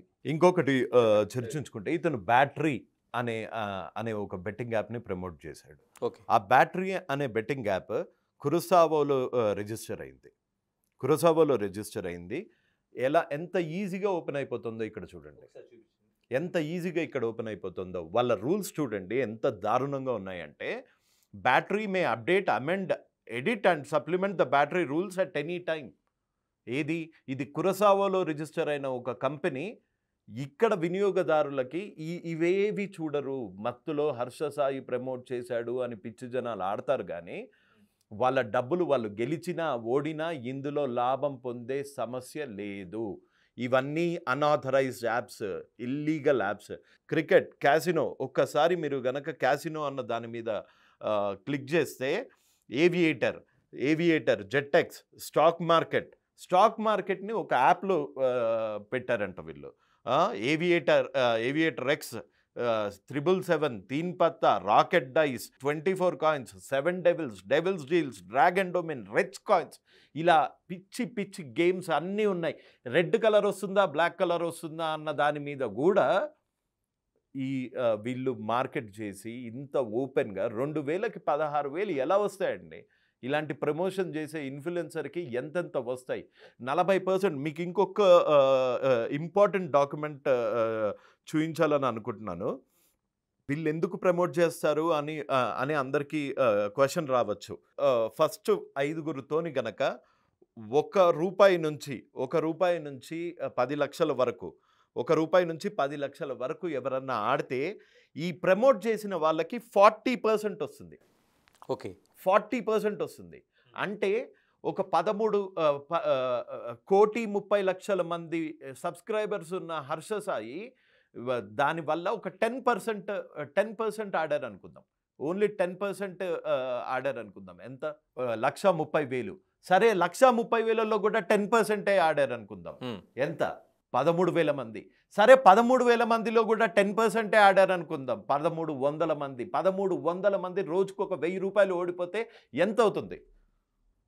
అందులో 40% ఎంత? ఇతని ఇన్కమ్ ఎంత? రవి, ఇంకొకటి కీలకంగా అసలు హర్ష సాయి నా ఐడెంటిటీని థెఫ్ట్ చేశారని దానికి కీలకంగా చెప్తున్నట్లు ఎక్కడి నుంచి సేకరించారు మీరు అసలు దాన్ని? సార్, అది ఒక కంపెనీకి ఒక mafia, sorry to use this word, but అతను చేసిన చేష్టల వల్ల అతన్ని ఇప్పటి నుంచి mafia leader, betting mafia leader అని పిలవదలుచుకున్నాను. ఒక బెట్టింగ్ మాఫియా లీడర్ ఐడెంటిటీ బయట పెట్టడం, ఒక ఇన్వాయిస్ అతని చీకటి కార్యకలాపాలు బయట పెట్టడము, అది ఒక బాధ్యతలాగా, అది ఒక నేరంలాగా చూడట్లేదు. అది ఈ దేశానికి, మన రాష్ట్రాలకి నేను చేసిన మేలులాగా చూస్తున్నాను. నగరు గారు, పబ్లిక్ డొమైన్లో ఉంటుందా నిజంగా అంత నేరం అది? ఎస్. ఏదైతే తన ఐడెంటిటీ థెఫ్ట్ చేశారని చెప్తున్న మాటలకి అసలు అక్కడ ఐడెంటిటీ థెఫ్ట్ జరగలేదండి. ఐడెంటిటీ థెఫ్ట్ అంటే ఏంటి? మనకు unique ID number. Identity theft అతని బ్యాంక్ అకౌంట్ని ఫిజికల్గా, అతని బ్యాంక్ బుక్ని కానీ చెక్ బుక్ని కానీ తీసుకొని ఇతను ఫోర్జరీ చేసి తీసుకొని వెళ్ళి ₹1,00,000 10 లక్షల్లో డ్రా చేయాలి అని ప్రయత్నిస్తే దాన్ని ఒక సైబర్ క్రైమ్లా చూడాలి. అతని బ్యాంక్ అకౌంట్ పాస్వర్డ్ని దొంగతనం చేసి అతని అకౌంట్ నుంచి ఇతని అకౌంట్కి మనం ట్రాన్స్ఫర్ చేస్తే దాన్ని ఐటీ యాక్ట్ కింద, సైబర్ క్రైమ్ కింద చూడాలి. అంతేగాని ఒక ఇల్లీగల్ బెట్టింగ్ మాఫియాకి నీకు జరిగిన మధ్య ట్రాన్సాక్షన్ ఇన్వాయిస్ని బయట పెట్టడం ఐడెంటిటీ థెఫ్ట్ ఎలా అవుతుంది? చట్టం అలా అంటుందా? ఎందుకంటే తనకి అకౌంట్లో ఎంత పడింది, ఎవరి దగ్గర నుంచి పడింది అని చెప్పడానికి నేరం కదా? కాదు. ఇది తప్పుదోవ, ఒక స్కామ్. ఇది జస్ట్ తప్పుదోవ పట్టించడం కోసం మాత్రమే చిత్రీకరించిన. ఇప్పుడు చారిటీ కావాలి, గుండె ఆపరేషన్లు కావాలని అకౌంట్ నెంబర్లు, ఫోన్పే నెంబర్లు అవన్నీ పెడతారు. దానివల్ల వాళ్ళకి ₹1 మేలే అవుతుంది, కానీ దానివల్ల ఏమన్నా నష్టం అవుతుందా? అండ్ నేను అతనిది పెట్టింది ఏంటి? Betting, please help betting Sai అని పెట్టాను. హర్ష సాయి అని కూడా పెట్టలేదు. ప్లీజ్ హెల్ప్ బెట్టింగ్ సాయి అని పెట్టాను. నీకు నిజంగా నష్టం జరుగుంటే, అతని వల్ల నువ్వు నష్టపోయి ఉంటే నీ బ్యాంక్ అకౌంట్ స్టేట్మెంట్ తీసుకొని రండి. ఇతని వల్ల జరిగిన మీకు నష్టం ఏంటో తెలుస్తుంది. నా 10 ఏళ్ళ బ్యాంక్ అకౌంట్ పెడతాను. నీ 10 ఏళ్ళ బ్యాంక్ అకౌంట్లు నాదొక్కడిదే కాదు, నా ఫ్యామిలీ, నా ఫ్రెండ్స్, ప్రతి ఒక్కళ్ళ 10 ఏళ్ళ నీకు ఎవరెవరి బ్యాంక్ అకౌంట్లు కావాలో 10 ఏళ్ళ బ్యాంక్ అకౌంట్లతోనే వచ్చి కూర్చుంటాను. లైవ్ డిబేట్లో ఎక్కడన్నా నేను ఛాలెంజ్ చేస్తాను. Open challenge. అంటే బిగ్ టీవీ వేదికగా మీరు మొత్తం పెట్టడానికి రెడీగా ఉన్నారు? మొత్తం ఫ్యామిలీ మెంబర్స్ ప్రతి ఒక్కళ్ళు, ఫ్యామిలీ మెంబర్స్, ఫ్రెండ్స్ ప్రతి ఒక్కళ్ళది 10 ఏళ్ళ బ్యాంక్ అకౌంట్ స్టేట్మెంట్ తోని, నువ్వు నీ ఫ్యామిలీది, నీ వెనకాల ముసుగు వీరులది బ్యాంక్ అకౌంట్స్ తీసుకొని ఏ లైవ్ డిబేట్ లో నువ్వు వచ్చి కూర్చుంటావో చెప్పు, నేను వస్తా. హర్షకి బహిరంగంగా మీరు సవాల్ చేస్తున్నారు. ఎగ్జాక్ట్లీ. అంటే అసలు ఇక్కడ మనం ఇంకోటి, ఏపీ పోలీసులను ఇతను ఎందుకు అప్రోచ్ అవ్వలేకపోయాడో కూడా మనం అబ్జర్వ్ చేయాలి. ఏపీ పోలీసులకి చీఫ్ సెక్రటరీ దగ్గర నుంచి డీజీపీ స్థాయిలో ఇతని మీద కంప్లైంట్లు వెళ్ళాయి. ఆల్రెడీ ఇతని మీద సైబర్ క్రైమ్ లో ఏపీ పోర్టల్లో రిజిస్టర్ అయ్యి ఉన్నాయి. ఇతను వెళ్తే ఇతను ముందు లోపలేస్తారు. ఆల్రెడీ ఐటీ మినిస్టర్ లోకేష్ గారికి కూడా ఇతను చేసే అక్రమాలపై ఒక క్లారిటీ, ఒక నివేదిక ఆల్రెడీ ఇచ్చాను నేను. ఇక్కడ ఎందుకు ఇవ్వలేదు? తెలంగాణలో ఏమైనా ప్రయత్నం చేశారా? ప్రయత్నం చేస్తున్నాను. ఒకటి సార్, ఇక్కడ తెలంగాణలో ఇప్పటి వరకు నేను తెలంగాణ వాసిని అని అతను ఎప్పుడు క్లెయిమ్ చేయలేదు. తెలంగాణ వాసిని అని క్లెయిమ్ చేయలేదు. కానీ కంప్లైంట్ దారుడు ఇక్కడే ఉన్నారు కదా. మీరు ఆంధ్రవాసి కాకపోయినా అక్కడికి వెళ్ళారు, ఐటీ మినిస్టర్ని కలిశారు, ఒక అంతా చేయలేదు అక్కడ. ఓకే, ఇక్కడ కూడా ఒక విజ్ఞాపన లాంటిది ఏమైనా ఇచ్చారా, లేకపోతే ఇవ్వదలుచుకున్నారా? ఆ ప్రాసెస్ లో ఉన్నామండి. కోర్టుని and at the same time మన సీఎం రేవంత్ రెడ్డి గారిని కలిసి, ఇది ఎన్ని లక్షల కోట్ల స్కామ్, దీనివల్ల రాష్ట్రానికి ఎంత నష్టం జరుగుతుంది, ఎంత జిఎస్టీ పోతుంది, ఎంత ప్రజాధనం పోతుంది, ఎంతమంది ప్రజలు నష్టపోతున్నారు, జీవితాలు పోతున్నాయి, ఎన్ని జీవితాలు పోతున్నాయి, ఎన్ని జీవితాలు రోడ్డు మీదకి వచ్చాయి, ఇలాంటి బెట్టింగ్ యాప్స్ని ఆపడమే అన్నిటికన్నా చేసే పెద్ద సంక్షేమం అని సార్కి సవినయంగా విన్నవించుకొని డెఫినెట్గా ఒక కోర్టు డైరెక్షన్తోని ఒక పిల్లేసి at the same time judiciary wise చేయాల్సిన హెల్ప్ అంతా మన లీగల్ టీమ్ చేస్తారు. And at the same time మన నాగు గారు, కార్తిక్ గారు అది చేస్తారు. And at the same time పొలిటికల్గా లెజిస్లేటివ్గా చేయాల్సిన అమెండ్మెంట్స్, చేయాల్సిన యాక్ట్స్ అన్నీ రేవంత్ రెడ్డి గారు డెఫినెట్గా చేస్తారు. వీళ్ళ భయం అంతా ఒకటే అండి. తెలంగాణ పోలీసులను తప్పుదోవ పట్టించేంత విశ్వ ప్రయత్నం వీళ్ళు ఎందుకు చేశారు అంటే, ఎన్నో మంచి పనులు చేస్తున్న రేవంత్ రెడ్డి గారు హైడ్రాని ఉక్కుపాదంతో చేసేశారు. డ్రగ్ ర్యాకెట్ని వేళ్లతో పాటు తీసి రోడ్డు మీద పడేశారు. ఇలాంటి సిట్యుయేషన్లో ఎక్కడ ఇతను చేసే పోరాటం వల్ల, ఇతను చేసే విజిల్ బ్లోయింగ్ వల్ల ఎక్కడ మన మాఫియా మన గుట్టు రట్ అవుతుందో, ఎక్కడ రేవంత్ రెడ్డి గారు దీని మీద ఉక్కుపాదం మోపుతారో అన్న భయం అతనికి పట్టుకుంది. అందుకే ఈ లెవెల్ మ్యానిపులేషన్ చేయడానికి ట్రై చేశాడు. రవి గారు, ఇంకొక కీలకంగా మీకు అడగదలుచుకున్నాను. మీరు 2-3 సందర్భాల్లో హర్ష సాయితో పాటు ఇమ్రాన్ అనే పేరు ప్రస్తావించారు. మీ దృష్టి కూడా ఒక వీడియో వచ్చి ఉంటుంది, నా దగ్గర కూడా ఉంది. ఓకే, అంటే ఏదైతే ఇప్పుడు రవి నా ముందు కూర్చున్న యువ సామ్రాట్ రవి ₹1,00,000 డిమాండ్ చేస్తున్నట్టుగా ఇది ఆడియో కూడా కాదు, వీడియో ఇది. అవును, అది మీరు ప్లే చేయమంటే చేస్తాను, మీరు దానికోసం వివరణ ఇస్తాను. నేను ముందు వివరణ ఇస్తాను. ఇవ్వండి. ఓకే, ఇప్పుడు నాగు గారు ఈ వీడియో తీస్తున్నారు. సార్ ఒకసారి వీడియో మీరు తీయగలిగితే తీయండి. నేను మీకు ఇప్పుడే కాల్ చేస్తాను. మీకు దాన్ని ఇక్కడే బస్ చేస్తాను. సార్ ఒక్కసారి ఇది వీడియో తీయండి సార్. గణేష్ గారి ఇది ఉందా? చెప్పండి. కెమెరాల మధ్యన మనం రికార్డ్ చేయాల్సిన అవసరం లేదు, రికార్డ్ అవుతూనే ఉంటాయి. ఇప్పుడే మీకు నేను ఇది మీకు ప్రాక్టికల్గా చేస్తేనే మీకు అర్థమవుతుంది. అంటే ₹1,00,000 డిమాండ్ చేయడం అనేది కాదు, అదంతా దాంట్లో నిజం ఎంతో ఇప్పుడే మీకు అర్థమైపోతుంది. ఇప్పుడు హర్ష సాయి ఏ అడ్రస్ అయితే కంప్లైంట్ ఇచ్చాడో, ఏ అడ్రస్ పెట్టి క్లెయిమ్ చేస్తూ కంప్లైంట్ ఇచ్చాడో ఆ అడ్రస్ ఇమ్రాన్ది. అంటే వాళ్ళిద్దరు తోడు దొంగలు కాదా? అంటే అదే ఇమ్రాన్ నమ్మే ఆయన కేసు. సార్ ఈ కాల్ ఒక్కసారి పిక్ చేయండి సార్. ఇది వీడియో తీయండి సార్ ప్లీజ్. గణేష్ గారి నెంబర్. ఓకే సార్, ఎలా ఉన్నారండి? ఫైన్ సార్ మీరు అడిగినట్టే ఈ 10 కోట్లు నేను వేసేస్తాను సార్. ప్లీజ్ సార్ నన్ను ఇందులో లాగకండి సార్. మీరు అన్నట్టే 10 కోట్లు ఇచ్చేస్తానండి. అంటే ఇటువైపు నుంచి ఇంకా ఏ ఆన్సర్ అక్కర్లేదు. మీరు అసలు నేను 10 కోట్లు అడిగానా లేదా అనేది అప్రస్తుతం. మరి అందులో ఏముంది సార్? ₹1,00,000 అడిగినట్టుందా? 10 ఏళ్ళు అమెరికాలో, 4 ఏళ్ళు యూకేలో ఉన్న నాకు ₹1,00,000 అవసరం వచ్చిందా ఈ బెట్టింగ్ పాపప్పుడు? ఒకవేళ నిజంగా అతను అడుగుంటే అతను లీగల్ ప్రొసీడింగ్స్కి ఎందుకు వెళ్ళలేదు? నన్ను యువ సామ్రాట్ అనే వ్యక్తి, ఇతనికి ఇంత మాఫియా ఉంది కదా, ఇతని బ్యాకింగ్ సపోర్ట్ ఉంది కదా, ఇంత సోషల్ మీడియా ఇన్ఫ్లుయెన్సర్ కదా, యువ సామ్రాట్ అనే వ్యక్తి నన్ను ₹1,00,000 అడుగుతూ బ్లాక్మెయిల్ చేస్తున్నాడని పోలీసులు ఎందుకు అప్రోచ్ అవ్వలేకపోయాడు? ఏంటి ట్రయాంగిల్ ఏంటి? ఇప్పుడు ఇదే హర్ష సాయి తనకు సంబంధించిన లోకల్ అడ్రస్గా ఇమ్రాన్ పెట్టుకుంటాడు. ఇదే ఇమ్రాన్ చెప్పిన మాటల ప్రకారం మన యువ సామ్రాట్ రవి కేసు పెడతాడు. ఏంటి ఈ ట్రయాంగిల్ ఏంటి అసలు? ఇది ట్రయాంగిల్ కాదు సార్. అన్ని శక్తులు నాకు తెలిసి ఇమ్రాన్, హర్ష సాయి వీళ్ళిద్దరూ మనకు కనిపించే వ్యక్తులు. వీళ్ళ వెనక మటుకు డెఫినెట్గా బెట్టింగ్ మాఫియా ఉంది. లేకపోతే ₹1,00,000 అభియోగాలు, 2,00,000 అభియోగాలు, 3,00,000 అభియోగాలు ఇలా మాట్లాడేసి, ఇలా ఫోన్ చేసేసి అలా మీకు తెలుసు కాబట్టి మీరు దానికి రెస్పాండ్ అవ్వలేదు. 10 సార్లు కాల్ చేసి అప్పటి వరకు నేను ఇదంతా మానేశాను, నాకు హర్ష సాయి తెలియదు, మీరు ప్రజల గురించి పోరాడుతున్నారు అని ఎన్నో మాటలు పెట్టి ఈ ₹1,00,000 మటుకు వీడియో కాల్ చేసి రికార్డ్ చేసి అన్న నేను ₹1,00,000 ఇచ్చేస్తానన్నా అంటే నువ్వెవరికి ఇస్తున్నావు, దేనికి ఇస్తున్నావు, అసలు ఏం చేద్దామని అనుకుంటున్నావు? అది ఏ టైంకి? అప్పటికే నాకు 15 కాల్స్ వచ్చాయి. నేను ఎవరో బాధితుడికి, అక్కడ నల్గొండలో చనిపోయిన బాధితుడికి ₹1,00,000 ఇవ్వమ్మా వెళ్ళి అంటే ఓకే అని చెప్పి అంతకు ముందు రోజే 5 లక్షలు ఇచ్చాడు ఇంకొక బాధితులకి. అలానే ఇది అతనికి ఇవ్వమ్మా అంటే ఇచ్చేస్తా అన్నాడు. మరి ఒక పోలీస్ అధికారి నా ప్రస్తావన వచ్చింది, నా పైనే ఉన్నాడు అని అవును, మరి చెప్తున్నారు. ఇతను ఆ నెంబర్ ఇవ్వట్లేదు. ఇతను ఎవరైతే నా లైవ్ లొకేషన్ ట్రేస్ చేస్తున్నారో నాకు ఇవ్వట్లేదు. నేను పోలీస్ స్టేషన్లో కింద ఫ్లోర్లో ఉన్నాను. మీకు ఉప్పల్ పోలీస్ స్టేషన్ మీద కనుక అవగాహన ఉంటే కింద నేను కంప్లైంట్ పట్టుకొని 5 గంటలు వెయిట్ చేశాను ఇమ్రాన్ కాల్ గురించి. అతను రికార్డ్ చేసి అతనికి ఇంత బ్రహ్మాండమైన ఐడియా వచ్చే లోపల నేను కింద కూర్చున్నాను.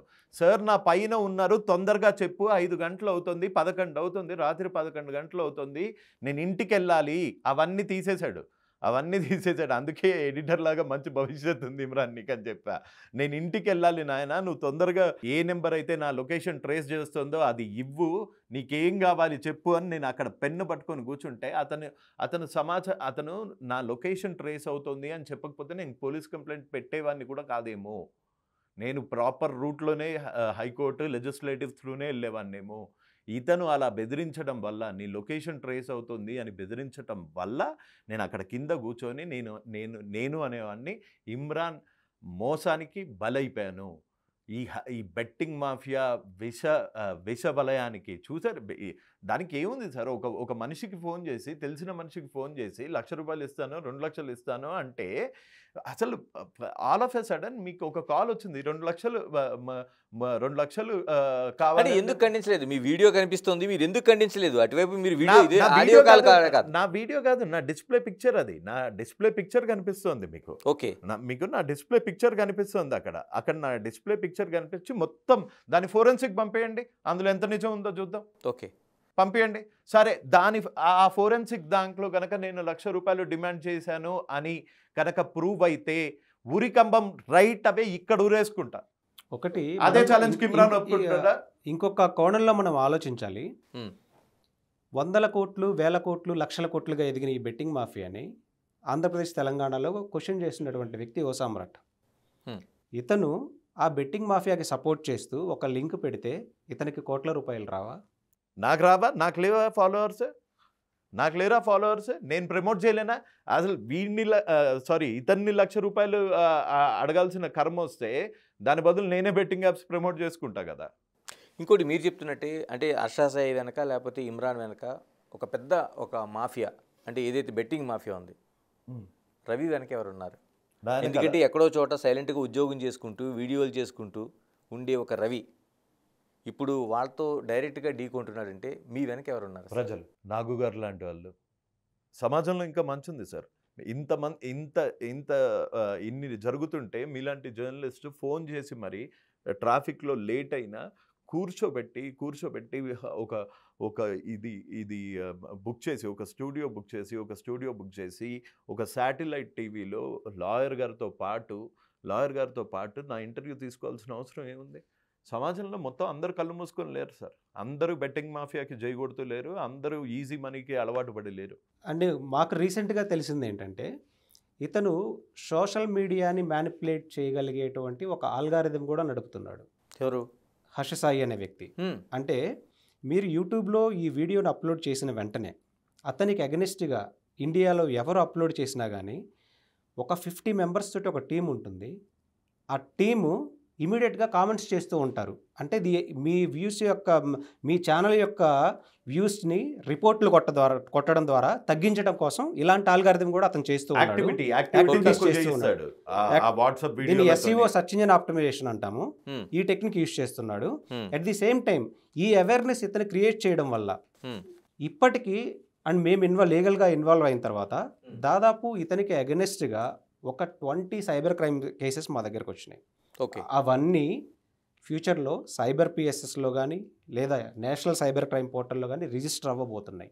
ఒక్క హర్ష సాయి కాదు, ఎవరైనా సరే ఆంధ్రప్రదేశ్ గేమింగ్ అమెండ్మెంట్ యాక్ట్ని కానీ తెలంగాణ గేమింగ్ అమెండ్మెంట్ యాక్ట్ని కానీ వైలేట్ చేసి ప్రమోషన్ చేస్తే డెఫినెట్గా they will be behind the bars. డెఫినెట్గా వీళ్ళు ఈరోజు అరెస్ట్ కాకపోయినా ఇతను చేసే పోరాటం వల్ల అండ్ మేము చేసే న్యాయ పోరాటం వల్ల డెఫినెట్గా శిక్షార్హులు.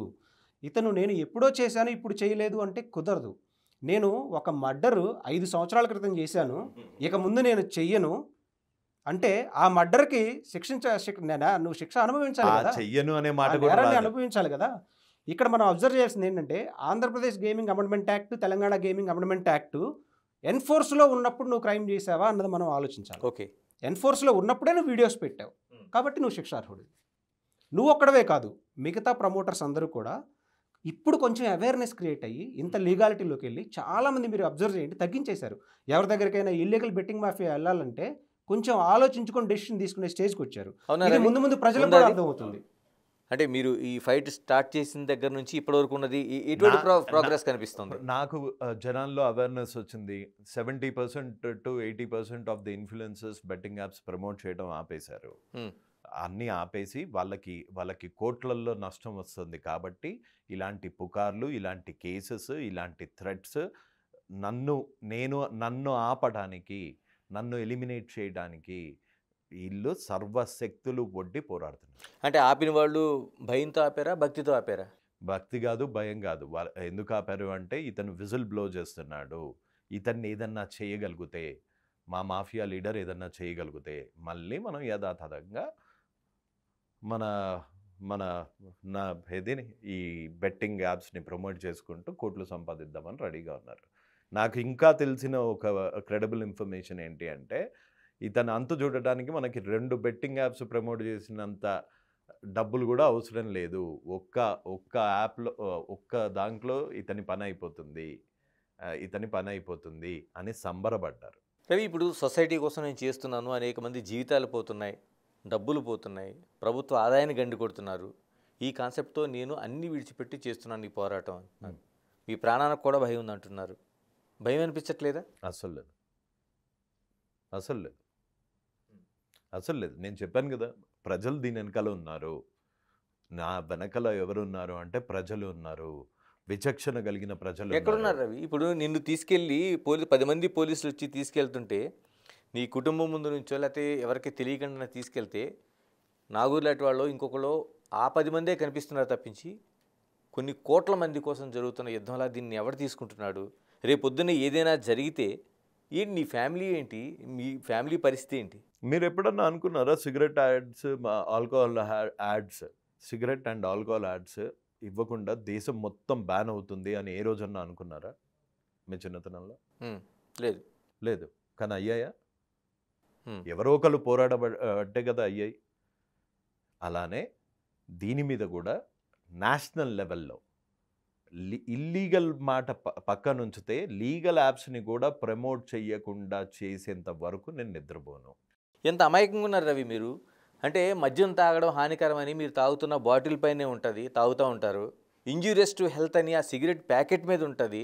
ఒక క్యాన్సర్ వచ్చిన అతి భయంకరమైన ఫోటో ఉంటుంది, అయినా సిగరెట్ తాగుతూ ఉంటారు.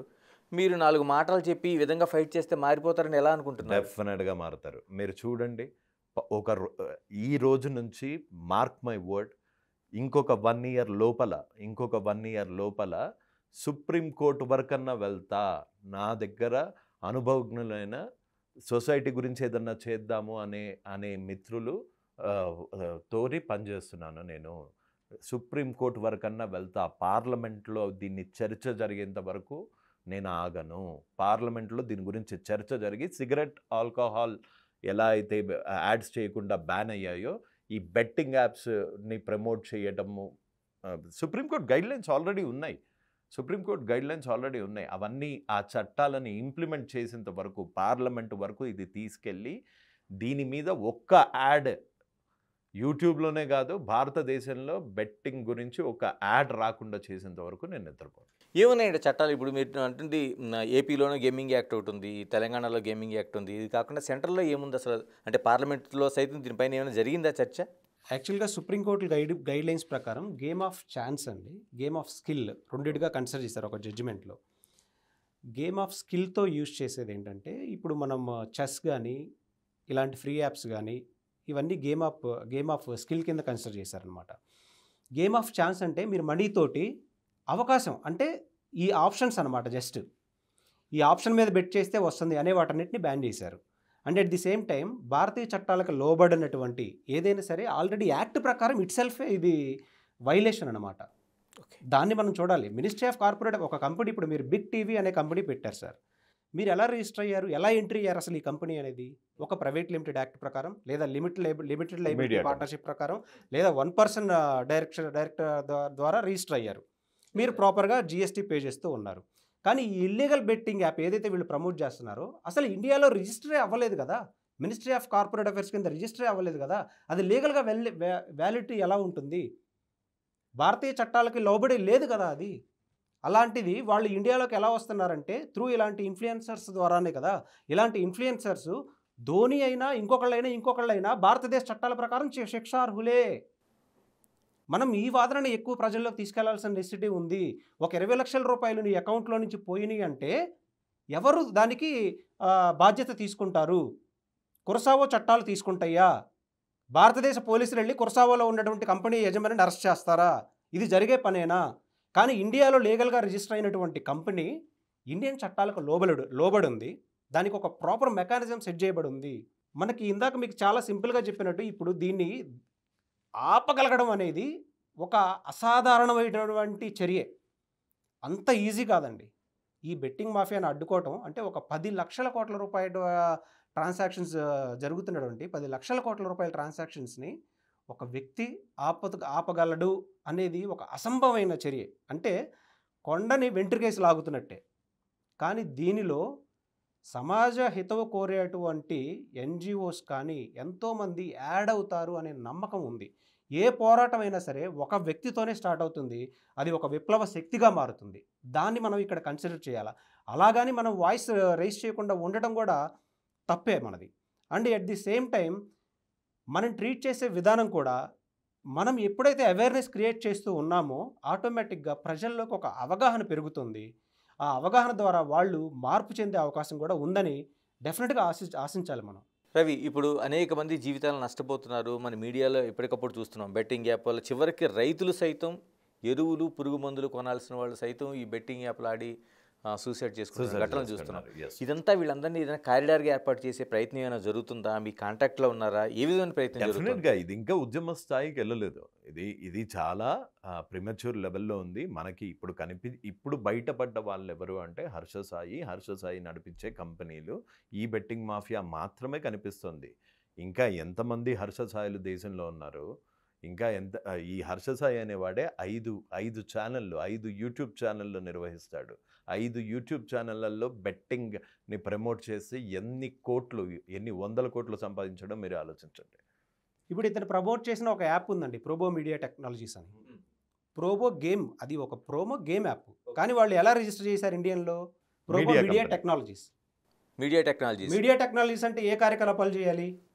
మీడియాకి సంబంధించిన అన్ని కార్యకలాపాలు. కానీ వాళ్ళు ఏం చేస్తున్నారు? గేమింగ్ యాక్టివిటీస్, ఇల్లీగల్ కాదు, లీగల్ బెట్టింగ్ చేస్తున్నారు ఒక రకంగా. లీగల్ బెట్టింగ్ అంటే ఇండియన్ చట్టాలకు లోబడి రిజిస్టర్ అయినా కానీ ఇండియన్ గవర్నమెంట్ని తప్పుదోవ పట్టిస్తూ మీడియా టెక్నాలజీస్ అని రిజిస్టర్ చేశారు. ఫస్ట్ అదొకటి. నెక్స్ట్ ఏంటంటే ఆంధ్రప్రదేశ్, తెలంగాణ అండ్ ఇతర కొన్ని రాష్ట్రాల్లో బ్యాన్ చేయబడినా కానీ ఇలాంటి ఇన్ఫ్లుయెన్సర్స్ ద్వారా కొన్ని డొమైన్స్ అంటే సరోగసీ డొమైన్స్ అంటాం వీటిని. ఓకే, సరోగసీ డొమైన్స్ అంటే ఆ డొమైన్, ఈ లింక్ ఓపెన్ చేస్తే ఆ డొమైన్ ఓపెన్ అవుతుంది. ఈ ఇన్ఫ్లుయెన్సర్స్ అతను పెట్టడం వల్ల ఆ డొమైన్ ఓపెన్ అయ్యి వాళ్ళకి ట్రాన్సాక్షన్ జరగడం మొదలవుతుంది. అలా ఆపరేట్ చేయబడుతుంది ఈ surrogacy domains. At the same time Big TV అనేది ఈరోజు ఒక పెద్ద సంస్థ. ఈ సంస్థ పెట్టే ముందు ఒక క్యాపిటల్ అనేది ఉంటుంది. బిగ్ టీవీ క్యాపిటల్ ఎంత ఉండొచ్చు? మీరు 10 కోట్లు ఉండొచ్చా? 5 కోట్లు ఉండొచ్చా? బీబీసీది ఎంత క్యాపిటల్ ఉండొచ్చు? ప్రపంచంలోనే అతిపెద్ద నెట్వర్క్ ఉన్నటువంటి ఛానల్ బీబీసీ నెట్వర్క్ క్యాపిటల్ ఎంత? 50 కోట్లు లేదా 90 కోట్లు. ప్రపంచంలోనే అతిపెద్ద సంస్థ గూగుల్ క్యాపిటల్ ఎంత భారతదేశంలో? 90 కోట్లు. కానీ 2019లో కోవిడ్ పాండమిక్ టైంలో రిజిస్టర్ అయినటువంటి ఈ ప్రోబో మీడియా టెక్నాలజీస్ అనే సంస్థ క్యాపిటల్ 210 కోట్లు. అంటే దానికి ఓనర్ హర్ష సాయి కాదు, ఇంకా మిగతా వాళ్ళు ఉన్నారా? హర్ష సాయి ఓనర్ కాదు. Harsha Sai is a promoter.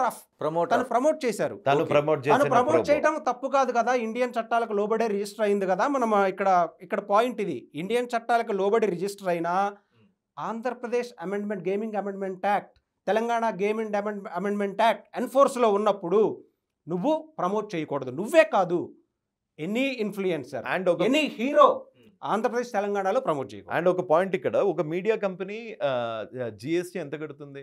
Big TV, BBC ఇట్లాంటివి ఎంత కడతారు? మహా అంటే 2 కోట్లు, 3 కోట్లు, 10 కోట్లు. ఓకే. కానీ ఈ ప్రోబో అనే media company legal betting company, కానీ తెలంగాణలో, ఆంధ్రాలో ఇల్లీగల్ కాబట్టి ఇల్లీగల్ బెట్టింగ్ కంపెనీ ఏకంగా 1500 కోట్లు జిఎస్టీ కడుతుంది ఎవ్రీ ఇయర్. 1500 కోట్లు. 1500 కోట్లు జిఎస్టీ అంటే వాళ్ళ మూలధనం ఎంత, అందులో ఇతనికి వచ్చిన వాటా ఎంత? And ministry of information and broadcasting central authority ఇచ్చిన లెటర్ అండి ఇది.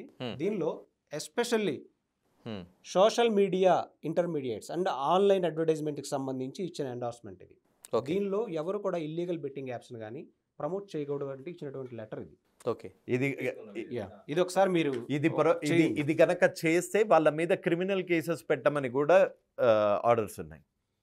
అండ్ కన్స్యూమర్ ప్రొటెక్షన్ అథారిటీ కూడా ఇచ్చిన లెటర్ అండి ఇది. ఎస్పెషల్లీ సోషల్ మీడియా ఇన్ఫ్లుయెన్సర్స్ అంటే 21% ఆఫ్ ది క్రైమ్స్ ఇన్ఫ్లుయెన్సర్స్ ద్వారా జరుగుతున్నాయి. భారతదేశంలో ఈ 10 లక్షల కోట్ల ఆర్థిక వ్యవస్థ మీద దెబ్బ కొట్టడం కోసం ఈ 21% ఆఫ్ ది క్రైమ్స్ దీని మీద జరుగుతున్నాయని నేను చెప్పట్లేదండి, ఇది అడ్వర్టైజ్మెంట్ కౌన్సిల్ ఆఫ్ ఇండియా చెప్తున్న రిపోర్ట్. ఓకే. ఇది ఎవరో చెప్పాల్సిన నెసిటీ లేదు. We have the all prompt recorded evidences here. ఇన్ని చట్టాలు ఉన్నా కానీ ఇలాంటి ఇన్ఫ్లుయెన్సర్స్ ప్రమోట్ చేస్తున్నారు అంటే ఇక్కడ చట్టాలను ఇంప్లిమెంట్ చేయడంలో వ్యవస్థీకృతమైనటువంటి లోపం ఉంది. ఎందుకు మీరు ఇప్పుడు న్యాయస్థానంలో మీరు హైకోర్టు అడ్వకేట్గా కూడా ఉన్నారు, ఎందుకు ఆ లీగల్ ఫైట్ అనేది ఎందుకు స్ట్రాంగ్గా వినిపించలేకపోతున్నారు, చేయలేకపోతున్నారు? దీనికి యాక్చువల్గా రవి మమ్మల్ని అప్రోచ్ చేయడండి రీసెంట్గా. అప్రోచ్ అయినప్పుడు ఇనీషియల్గా తను చెప్పిన ఇన్ఫర్మేషన్ బట్టి మేము ఒక హర్షసాయి మీద అండ్ ఇంకా కొంతమంది ఇన్ఫ్లుయెన్సర్స్ మీద ఏపీలో రిట్ పిటిషన్కి వెళ్ళాలని డిసైడ్ అయ్యాం. ఓకే. కానీ మేము అనాలిసిస్ చేసిన దాన్ని బట్టి రిట్ పిటిషన్కి పర్సనల్గా ఎందుకు వెళ్ళాల్సిన నెసిటీ ఉంది, దీని పిల్కి వెళ్ళాలి అని పిల్ ఫైల్ చేస్తున్నాం ఏపీ హైకోర్టు. అది పర్సనల్ అటాక్ అవుతుంది.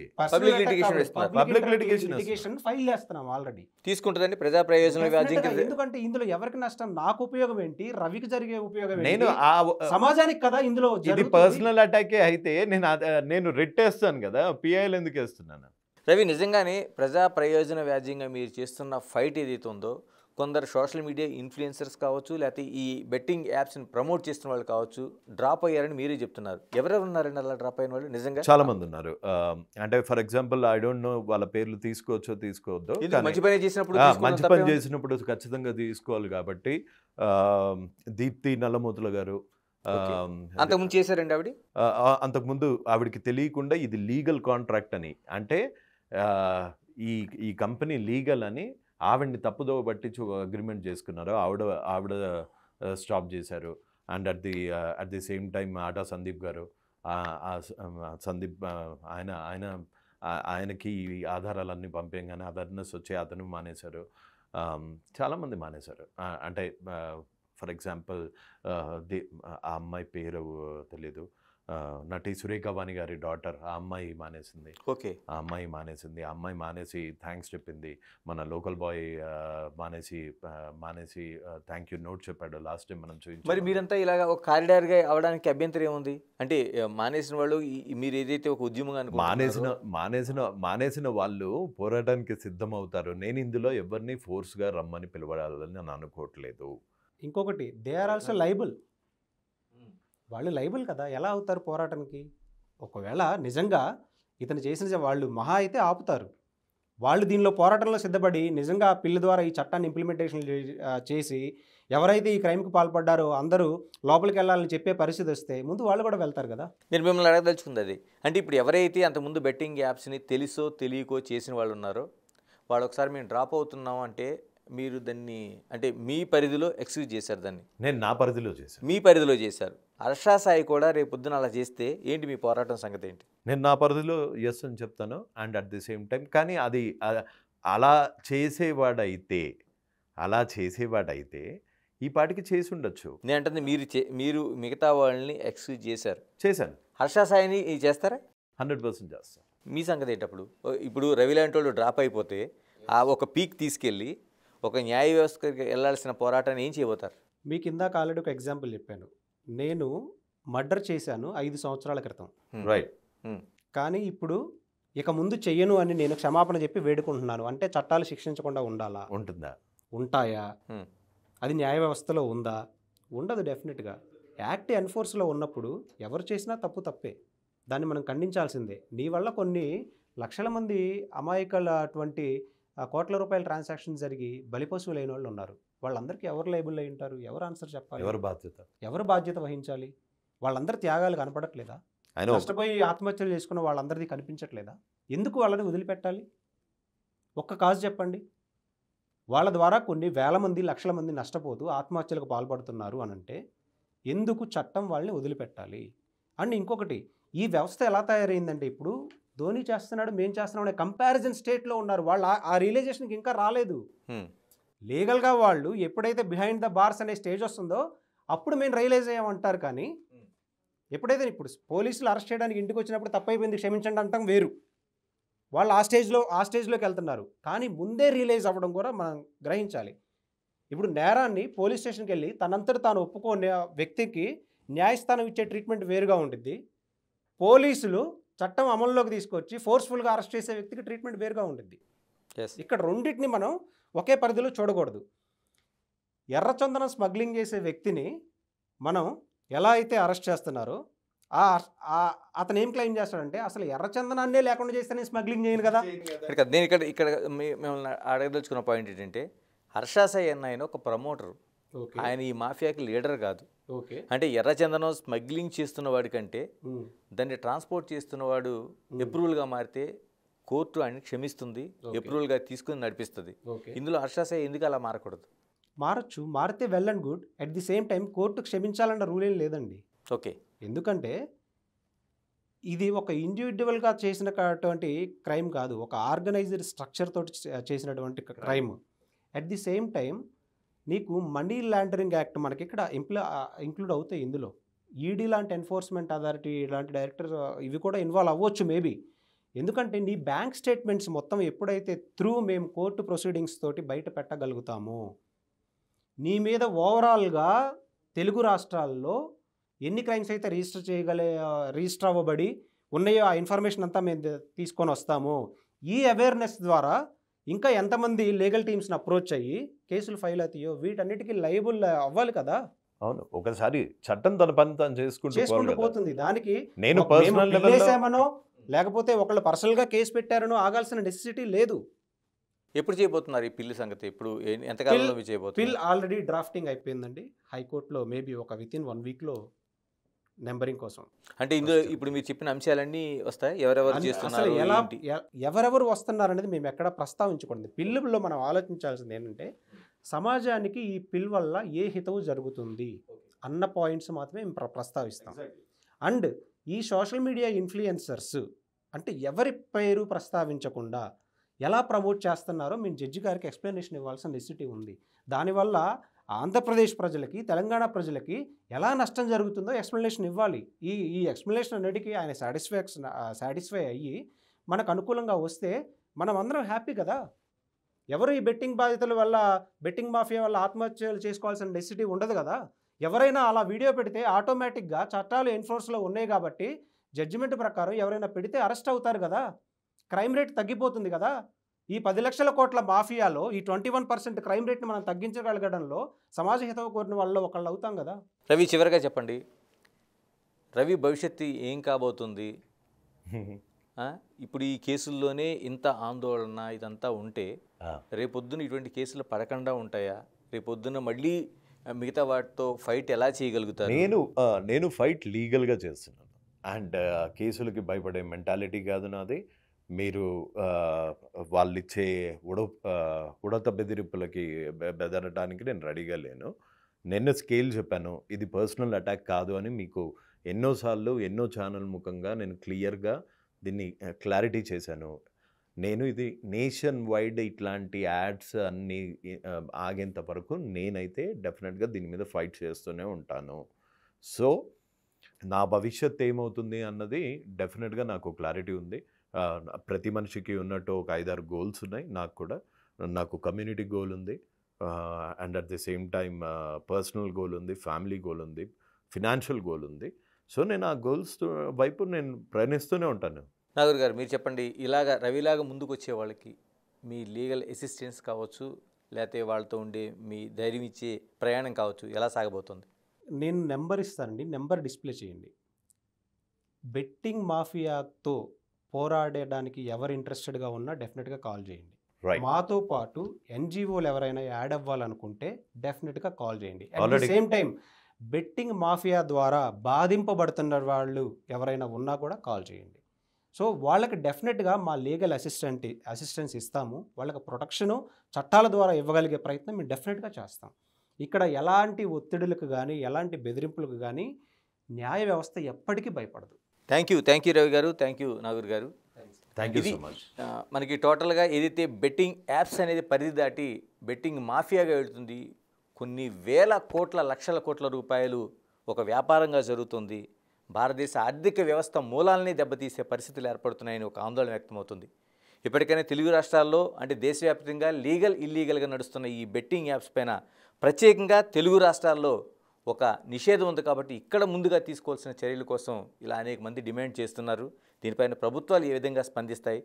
మరోవైపు హర్ష సాయి లాంటి వాళ్ళు నిజంగా వాళ్ళు ఇంత ఒత్తిడి వస్తున్న తర్వాత, ఇంత ప్రజల్లోకి వెళ్ళిపోతున్న తర్వాత ఈ ఇష్యూ దీని నుంచి వెనక్కి వెళ్తారా, లేకపోతే తాము దిన్నే రైట్ అనుకుని ముందుకెళ్తారా చూడాల్సిన అంశం.